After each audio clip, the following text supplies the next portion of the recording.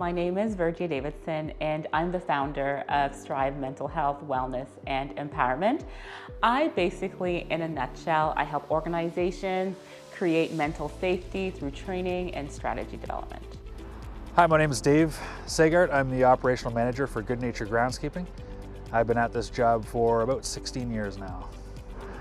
Good Nature Groundskeeping is a social enterprise. It's been in operation for about 16 years. It's basically a full-service landscape maintenance company.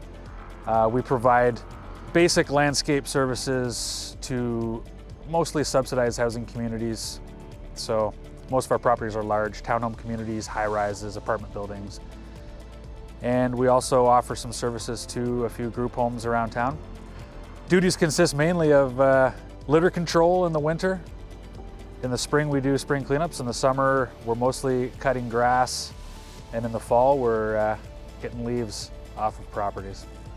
You know, when I think about effective boundaries with teammates, the first thing that comes to mind, actually when I think about any kind of boundaries, are, who are the people I'm working with?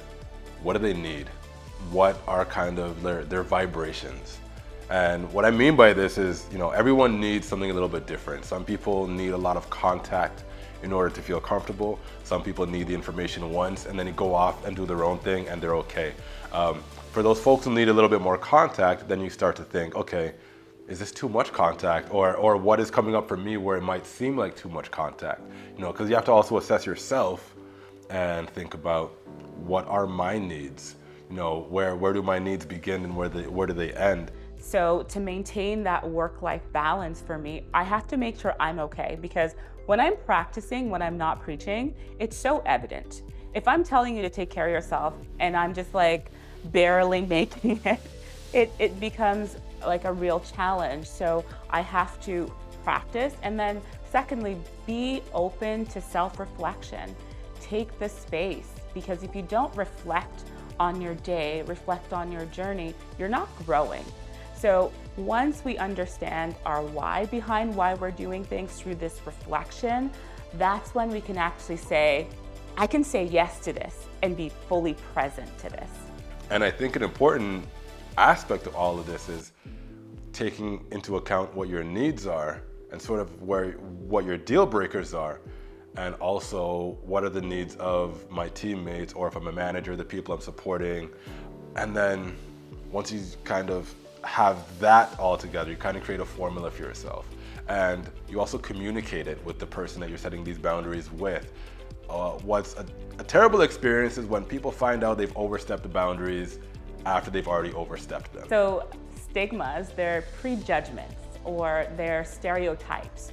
They're ideas that society has, and they place it on others. So it could be seen as a negative impact, right? So someone with mental health challenges, if they're faced with, people with mental health challenges, they're scary, they can never recover, they are X, Y, and Z, it actually hinders them from actually seeking the support, because there's labels that they have and there's certain expectations.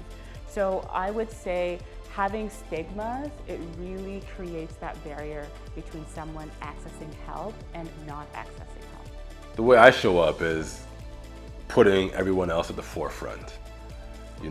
I think that every position is a leadership position. And what I've learned over time is the first job as a leader is to serve others. It's to find out what other people need, what makes them tick, what are their problems, and to try to solve those things and try to give them what they need. If you only go to someone when you need something, they're pretty smart. They're gonna figure out that, oh, so-and-so probably needs something, but do you take the time just to check in? Outside of business, how are you doing? How's your day? Oh, do you take time to remember something about the other person? So this is how you're actually building a network without building a network.